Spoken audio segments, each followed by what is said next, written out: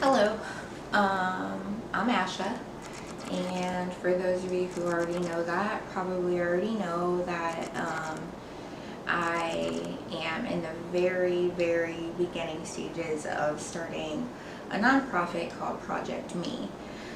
Um, while tossing the idea around and trying to figure out how to get Project Me out to the world or get people excited about it like I am. I feel like I need to share a little bit about myself and why I would want to create a nonprofit like Project Me. First of all, Project Me obviously is a play on words a little bit. Project Me being project I want to work on myself, but the M stands for mentoring and the E empowerment. So my whole goal in creating this nonprofit is to help mentor and empower people who might otherwise feel like they don't have support, cannot be empowered, and couldn't possibly be mentored by someone. I myself was in a place like that at one point, and it's not a fun place to be in, to feel like you don't have hope, you can't have any dreams for the future because they're not possible, and it's absolutely not true. The reason that I know that that's not true, that when you've made mistakes, your life isn't over, that doesn't define your whole life, is because that was me. That is my life. That's the life that I'm living now. And I just so happen to feel like I'm in a place where I can help other people now. So as I said, the reason that, I feel compelled to reach out a hand to people who may not otherwise have a hand to reach out to is because I was in a dark place once, with addiction and crime, that all stemmed from a history of trauma and not so great childhood. And you have no idea when you're in the throes of addiction, or when you're committing a crime out of desperation. So you think that those things are going to define your life. At the time you feel like it's survival and you have to do drugs to get through the day. And to get drugs you have to do things that you wouldn't usually do. Things that are uncharacteristic of you. And I grew up with a loving family, supportive family, but we were poverty stricken when I grew up, and maybe I was around people who weren't the most positive of influences, or people who had my well-being in mind, and those things did impact me in such a way, and I did end up in prison. I did end up addicted to all of the substances. That's not true, but several substances. And I didn't see a way out, because you don't see a way out. My way out was prison. At the time it wasn't great, but I'm so glad for that happened for me, because otherwise I wouldn't be here, and I know that. I know that had I not been incarcerated when I was, I probably wouldn't exist today, because I would be dead. And that's something that my family would have to deal with. I came out the other side better for it, but I think it's because I had a support system in place. I always had my mom, who was my biggest cheerleader, and my sisters, who, although became really frustrated with me at times, always loved me and let me know that they would be there and support me in whatever I wanted to try and do with my life. That was positive. So when I came home from prison, I did exactly that. I enrolled in school immediately. I followed the dreams that I had had previously that were all put on hold because of drugs. So I say all that to say that my reasoning behind wanting to create Project Me is wanting to help people that are like me, people who have been addicted, have been to prison, who lack support or don't have enough support, who want to have purpose and a meaningful life and they're not sure how to do it. I want to help be a link to help people get on the track to have the life that they want to have. Not what anybody else wants, but exactly what they want. I've been thinking about doing this video for weeks now. It's very nerve-wracking for me because I'm not a public speaker, and putting yourself out there isn't easy. I know that I have a lot of friends and I have family, a lot of people who love me, but I also know that some people may watch this video and unfriend me or, you know, unfollow me, just think differently about me in general. And what I have to say about that is that's fine. Part of Project Me will be trying to change a stigma too, that people who have felonies or were once addicted to drugs aren't bad people. We're not bad people. We're humans and we're good people. In a lot of cases, we're good people who have relative experience to help people who might be in crisis or need support from their addiction or their past incarcerations. So I think this would be a good place to just say again that that's fine. If you feel differently about me after you watch this video, then so be it.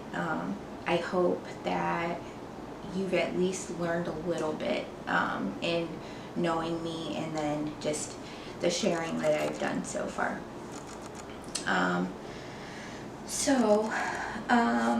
I had mentioned obviously that I had been in prison, so I found this stuff. As I said, I've been planning on doing this video for weeks now, and it's very nerve-wracking to me. So what compelled me to do it today? Well, I'm going to tell you. What compelled me to do it today is because I was actually looking for my college transcripts because I'm starting a new job on Monday, and while I was looking for my college transcripts, I found several things that made me emotional and are just kind of confirmation to me about how far I've made it, which just reinstills in me that there are so many other people who can go from a place similar to where I was at and come out of it on the other end. Similar to where I'm at or better. You can reach the stars, really. Like, nothing needs to stop you or be in your way like that. You just have to take baby steps and know what you want to do. So this is me. This is me. I don't know how close I should get to the camera. Not a good picture. But this is me in prison. I got to Rockville, which is where they did intake for women. I don't know if that's where they do it now, but I got there just before Christmas of 2008, and I sent my mom a card. I actually sent my mom and my kids one card. I'm going to get emotional because I only had one card. And so you can see over here I signed for kids, love mama, and for my mom, love number 3, which is how I signed my cards for my mom. Also in this card I wrote over here, I'll never be gone again. I'll never be gone again. This was less than a month during my first and only time in prison, and I feel like I knew that. I know a lot of people go to prison or have been in trouble and say, I'm never going to be in this place again. I'm never going to do this again. I'm not going to get in trouble. And a lot of them really mean it. I meant it, and it could have turned out differently for me in that maybe I wouldn't have been able to go to school and things.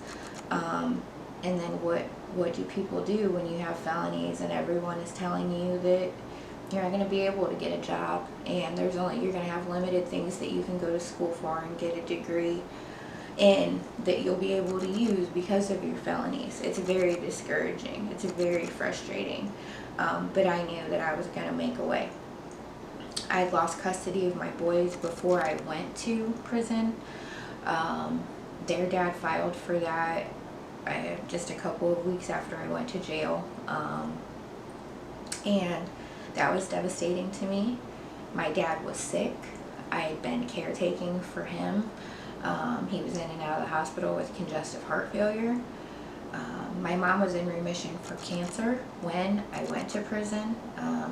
It returned very shortly after I went to prison. And all of that you just have to deal with.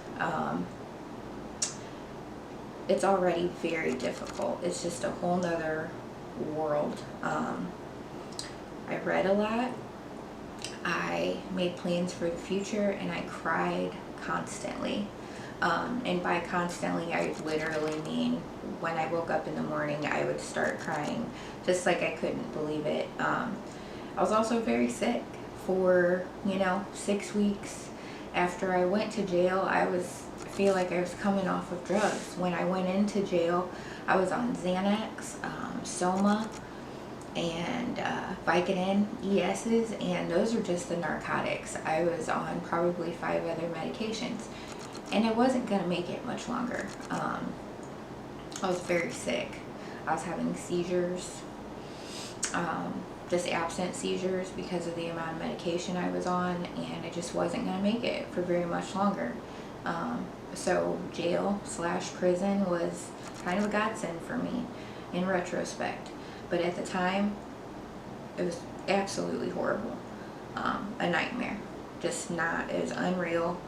When I think about it now, it still doesn't seem real. It feels like a dream. I feel like a lot of it's gotten blocked out. But it is what it is. And it's part of who I am today, of who I got shaped to be. So, that was my prison picture. That yellow outfit is the intake outfit that you have to wear when you first get to prison. Yeah, so it was horrible. I also have here, I think this was a letter that I sent my mom right before I went to prison. This is actually from the jail, and it was to my mom and my daughter. And then this is from Rockville. That's got my DOC number on it, which is weird. Again, I never thought I would forget that number, but if you would have asked me before I found these, I would have had no idea. So that brings me to kind of almost to the present. I wasn't sure how to share my story, but I have written it one time. Well, actually a couple of times, but this was pretty extensive. When I graduated with my bachelor's degree, I knew I was still going to have a hard time finding a job. I had convinced myself I was going to have a hard time. I wasn't prepared to get a job soon at all. I just mentally prepared myself for that. But I got offered a job at Scan less than a month after I graduated with my bachelor's degree, having fully disclosed my criminal history in my interview and on my application. And it was crazy to me. I was over the moon, which is probably why, if you know me, you know I just left Scan, and it's been really bittersweet for me. I feel like they really took a chance on me. They gave me the opportunity, and it allowed me to grow and gain so much knowledge, and I'll be forever grateful for that, because I feel like they didn't have to give me the opportunity, and they did. I have 4 felonies. They're still on my record. I could get an expungement right now, like that. I could request an expungement, like the time has passed that needs to. I just have not done that yet. It gives me a lot of anxiety to think about. Even though I haven't been in trouble in a really long time, and I have a lot of accomplishments to show for the last decade, it's still very nerve-wracking for me. So that's something that I'm still working on. But anyhow, after I got hired at Scan, you have to go through fingerprinting, background checks, all of that, even though they knew my criminal history. And so my background, or my fingerprints came back from the Indiana Department of Children's Services, because I was going to be working with children and families, that said I needed to request a waiver to work at Scan because of my record. And that was fine. Again, I had mentally prepared myself that I wasn't going to get a job, so this little hiccup I was willing to go through. Scan said they were willing to go through it with me as well, so I did that. What I had to do to request this waiver was write out a life story of such. I needed to write why I had committed the crimes that I committed, what I had done since I committed these crimes to better my life. Basically, like, why should we hire you and trust that you're not going to commit crimes and be this person that's on paper? And so I wrote this out, and I'm going to read that for you now. I have read it a couple of times trying to get ready for this, and I do get emotional. It's surreal to think that that was my life at one point, and it's hard to share this because it's a lot. It's deep. So without further ado, I'm gonna let you listen to my story if you'd like to, or at least part of it, the condensed version. To whom it may concern. My name is Aisha Diss. Today and for the last 5 years. In the past, it has been Aisha Diss and Aisha Perez, the latter when most of my self-destructive behaviors occurred, and also when the most hurt happened in my life. There was a time in my life when I wouldn't have believed that I'd be alive this long, let alone thinking it possible to be married to a good man, be a college graduate, be employed with an amazing organization, and watching my teenage children start to build their own futures. Although there are many things that have changed throughout my life, including my name, there is one thing that is not. I'm a victim of child sexual abuse. I do not use this as a way of excusing the behaviors I displayed as an adult, but it might help you understand what may have led me to commit several felonies before I turned 30 years old. Most of it occurred because of the abuse of substances, mainly alcohol, marijuana, and prescription pain pills. I believe that my dependence on substances grew out of a complete inability to cope with sexual abuse that was perpetrated against me. The abuse began at 5 or 6 years of age, but I kept what happened to me to myself until I was 19 years old. Prior to that, at the age of 14, I started using alcohol and marijuana. I didn't know it at that time, but I was just using substances in an attempt to suppress the feelings that I had from the abuse I suffered. I mentioned above that I told someone about the abuse when I was 19 years old. The person I told was my mother, and because of me being a teenager that behaved in awful ways, she was not immediately convinced that I was telling her the truth. This was only momentary on her part, but it did have an impact on me. I was also 19 years old when I was arrested for the very first time for operating while intoxicated. I did not take my punishment seriously. I did what I had to do to complete my probation. This arrest would make my second arrest for OWI in 2003 a felony. I was 22 at the time of this arrest, and following this arrest, I quit drinking. However, I felt that I still needed a vice, so my very minimal use of marijuana turned into very regular use of the substance. Marijuana is also not permitted to be used anytime, but especially not when you're on probation. So I kept violating my probation by having positive drug screens, thus prolonging my 2 years of probation into almost 3. My continued use of marijuana would remain a constant issue in all future criminal legal matters. Before completing my probation for the felony OWI, I got married and moved to Cherubusco. Just prior to committing the crime that resulted in my convictions for forgery and receiving stolen property, I lost my job as an optometric tech. My then husband didn't support me or my 3 children in any way. Unfortunately, one day when I checked my mail, a check for my neighbor was mixed in with my mail, and instead of doing the right thing and putting it in his mailbox, I instantly just thought of it as being a means to an end. I attempted to change the name on the check, made an ID to attempt to cash it. I was having trouble paying the bills and making sure my children had everything they needed at the time, and I felt desperate. It makes me cringe now to think of it, but I'm not sure how else to explain my behaviors. It was terribly wrong, and I felt horrible upon sobering up while I was detained. During this time, I also wrote a letter to my neighbor to express my remorse. For these crimes, I was sentenced to 1 full year of home detention and 2 years of probation. I completed my home detention portion successfully without incidents. However, this period of time does mark when I had my first experience with prescription painkillers, specifically hydrocodone or Vicodin. I was diagnosed as having lumbar facet syndrome. Basically, the untreated scoliosis I had since being a preteen had caused some damage to the cartilage in the lumbar region of my spine. It exposed nerves and caused me a great deal of pain and discomfort. I visited 2 doctors, and both said I was too young for back surgery and that they would hold off on it by administering pinpoint injections into my spine that consisted of a steroid and a lubricant to help the discomfort. They also prescribed several medications to help with nerve pain and general pain, including the narcotic pain medication Vicodin. I quickly became addicted. It doesn't say it in here, but immediately. I needed more and more to help with the pain, and also to keep up with my ever-increasing tolerance. Because of my diagnosis, the doctors would increase my medication dosage, add medications, or increase the amount of my prescription almost any time I asked. This proved to be very, very dangerous for me. I went through a divorce after I was finished with home detention and went on with my life as a single mother for a little while.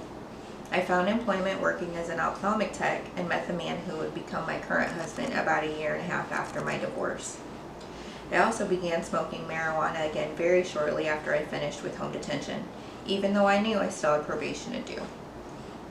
Around this time, I also contacted my abuser as I found out he was very ill and felt like I needed to make my own peace with him and let him know I was alright, even though I clearly wasn't.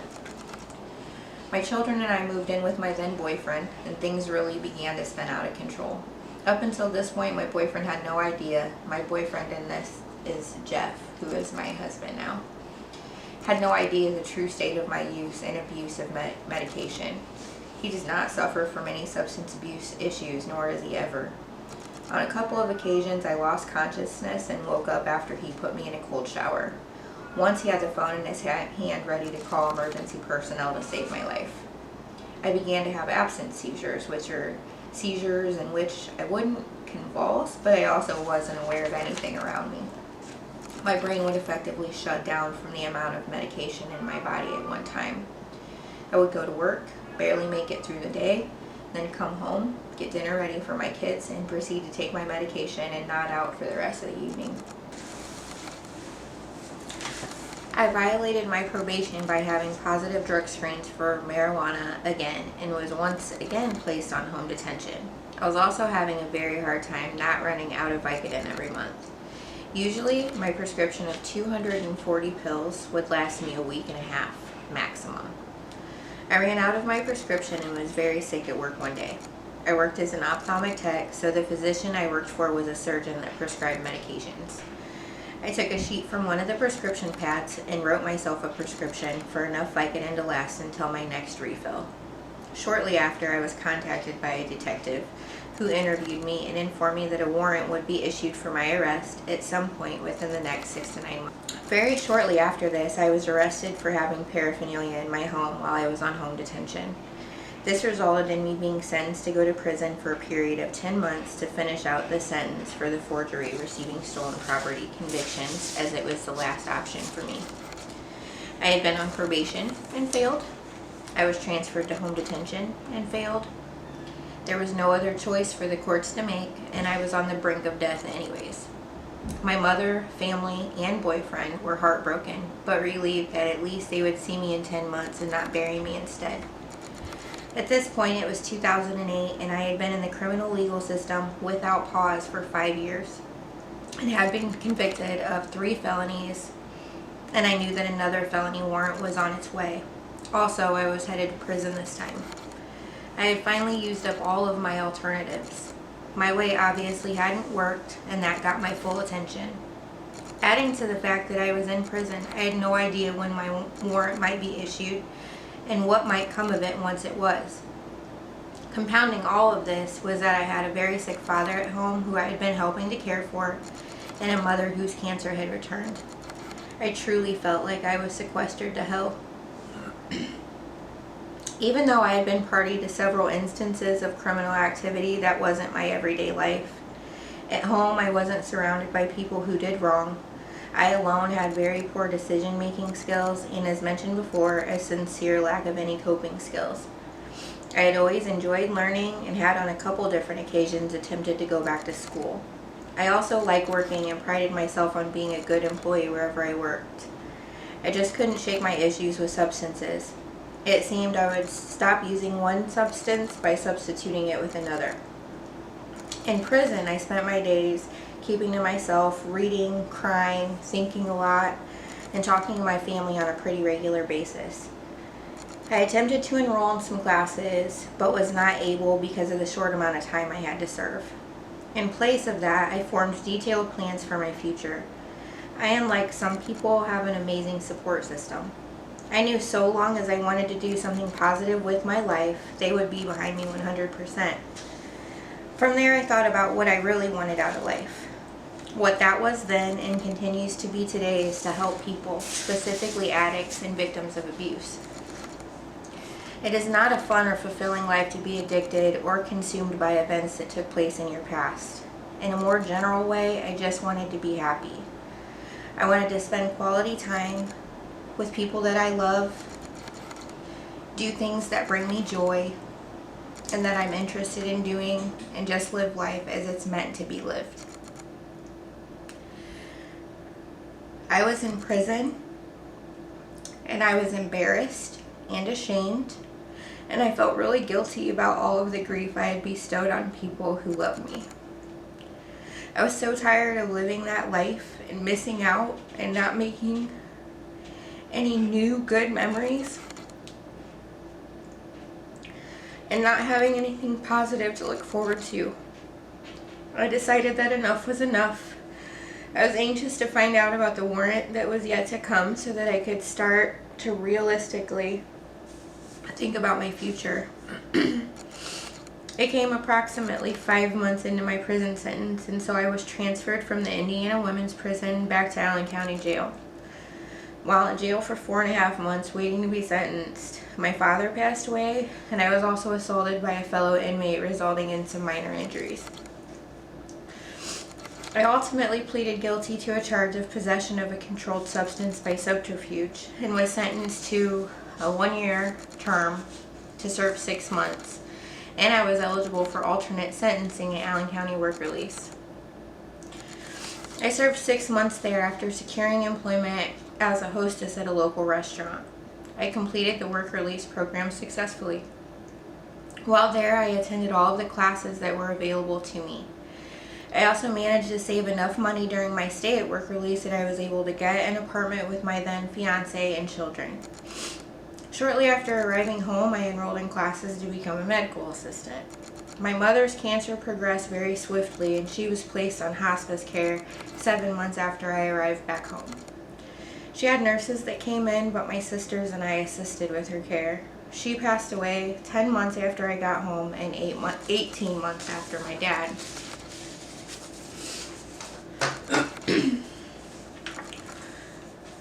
It was during this time that I realized I had no one left to lean on but myself, since I had lost both of my parents. I also realized that life is so short and fragile. I had most certainly been given a second chance at life, and now I appreciated it. Just a few months after my mother's passing, I married my partner of 3 years at the time, who has now been my husband for 5 years, who has now been my husband for 8 years. It was during the time that I cared for my mother while she was on hospice that I realized that the medical field was not the right fit for me. Therefore, I started looking into other helping fields. I decided on human services because I can be relatable to people on many levels. I am a survivor of abuse. I was born into poverty. I was a teen mother, and I am a recovering addict. But in addition to being relatable, I also have some semblance of intelligence and a desire to learn even after all of the substance abuse. I promptly enrolled in classes for the Human Services degree program at Ivy Tech. I was on the dean's list every semester with the exception of one. I never so much as withdrew from a class. In 2 years and 2 internships later, I graduated with my Associate of Applied Science degree for Human Services, summa cum laude, in August of 2013. That was 3.5 years after my release from work release. Without taking a semester off, I enrolled in the Human Services Bachelor of Science degree program at the Indiana Institute of Technology. Also, just prior to beginning classes for this degree, I began to freelance as a photographer to help supplement my household's income while attending classes through the accelerated program that Indiana Tech offers. Again, I never withdrew from or dropped a class, and I was on the dean's list every semester with the exception of one. I graduated with a 3.75 GPA. I'm due to walk in the commencement ceremony May of 2016. During the 2 years that I have been pursuing my bachelor's degree, my photography has blossomed into a small business that I am able to carry out part-time in addition to working. Finally, I have done something I would have thought impossible just a few years ago. I applied for a position with an organization that helps people in ways that correspond to my experience and skill set. I fully disclosed my criminal history. I was subsequently interviewed for the position, and during the interview, I was honest about my criminal history, and I secured a position with the organization. In the almost 7 years since my last conviction, 10 now, I've done everything in my life so that it could lead me to a moment and opportunity like this. I've worked very hard to be the best me that I can be under the circumstances of my past.